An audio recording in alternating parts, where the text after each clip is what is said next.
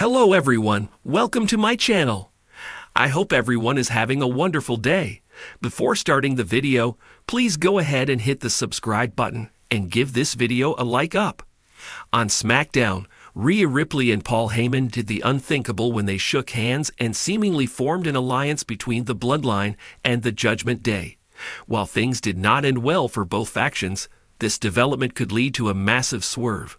Before Ripley and Heyman could shake hands, she asked him to acknowledge her.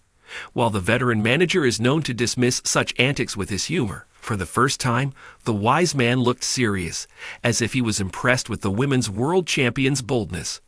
While he got the alliance authorized by Roman Reigns, this bond could cause Heyman to betray Reigns and manage Rhea Ripley. Since the wise man has never managed a woman, if this happens, the Eradicator would make history by becoming the first ever Paul Heyman girl.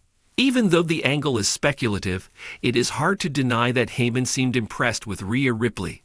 If they join forces, it will be worth seeing the progress the Aussie makes in her career as a single star. After spending 35+ years in pro wrestling, Heyman has become one of the most successful managers ever. Under his mentorship, several superstars have flourished, Roman Reigns being the latest example. The wise man's success has led to many superstars wanting him in their corner. One such superstar who wanted to be managed by Heyman was Rhea Ripley. During an interview on Superstar Crossover, the former WWE superstar said, "Based on Rhea's statements, one could only imagine the feat Rhea Ripley would achieve if she convinced Heyman to manage her. In the coming weeks on SmackDown, it will be interesting to see if he stays loyal to Roman Reigns and the Bloodline or switches sides to walk with Ripley." In the chaotic world of WWE, few things shock the audience anymore. Fans have witnessed betrayals, faction wars, and unforeseen alliances that redefine the very foundation of the company. But could we be on the verge of one of the most groundbreaking swerves in WWE history?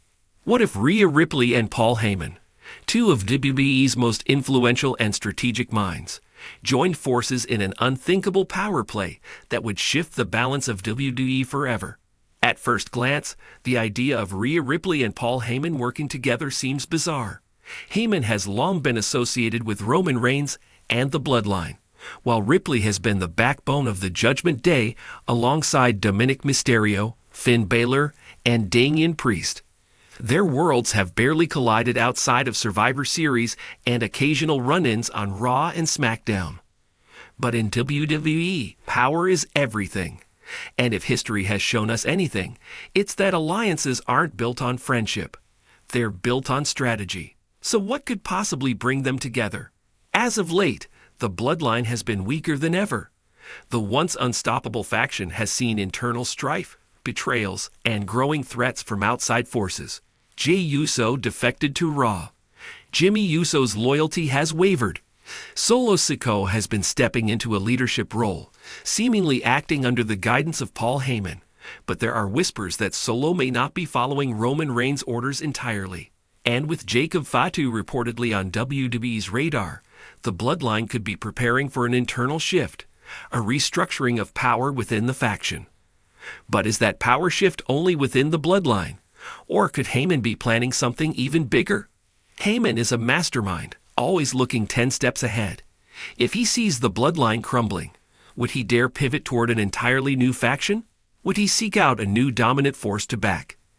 Enter Rhea Ripley. Rhea Ripley has quietly been establishing herself as one of WWE's most dominant figures, not just in the women's division, but across the entire company.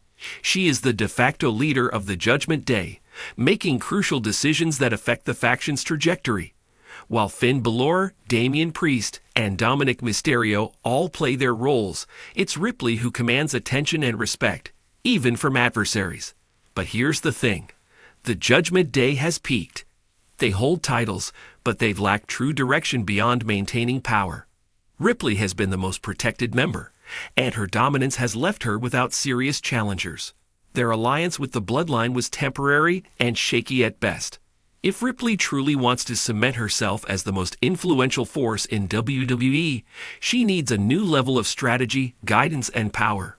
That's where Paul Heyman comes in. Imagine this scenario. 1. Heyman turns on the bloodline. Paul Heyman senses the decline of the bloodline and sees Solo Sikoa as unfit to lead the next generation. With Roman Reigns becoming more absent, Heyman abandons ship before it sinks. But instead of simply walking away, he makes a power play, aligning himself with someone who has the same level of dominance and ruthlessness as Roman Reigns once had. That person, Rhea Ripley. 2. Ripley takes control of a new era. Ripley, now backed by Heyman, becomes more than just Mami of the Judgment Day. She becomes the new tribal chief in spirit. This wouldn't be about heritage but about dominance, control, and manipulation. She would form a new super faction, possibly absorbing remnants of the bloodline and incorporating new talent. Heyman would handle the business side of things, ensuring Ripley's rule over WWE extends beyond the women's division. Ripley's new regime wouldn't just be about Judgment Day, it would be about reshaping WWE as a whole. 3. A shift in WWE's power dynamics. This move would shatter traditional WWE narratives. A woman being positioned as the most powerful force in WWE, influencing both the men's and women's divisions. Heyman moving from serving a generational dynasty, Reigns, Lesnar, to betting on an entirely different kind of power. The Judgment Day evolving from a faction of opportunists to a calculated empire. 1. Seeds of betrayal. Heyman starts acting distant from Solo Sikoa. Ripley and Heyman have subtle, off-the-cuff backstage interactions. The Judgment Day starts interfering in bloodline affairs, seemingly at random. Roman Reigns finally returns, questioning Heyman's true loyalty. 2. The big reveal. A major match takes place, perhaps at SummerSlam or Survivor Series. The bloodline, already on shaky ground, is set up by Heyman and Ripley.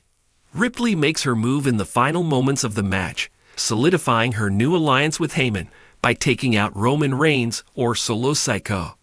Heyman declares his loyalty to Ripley, and the Judgment Day fully absorbs pieces of the bloodline. If WWE dares to pull this off, it could reshape the company's hierarchy in unprecedented ways.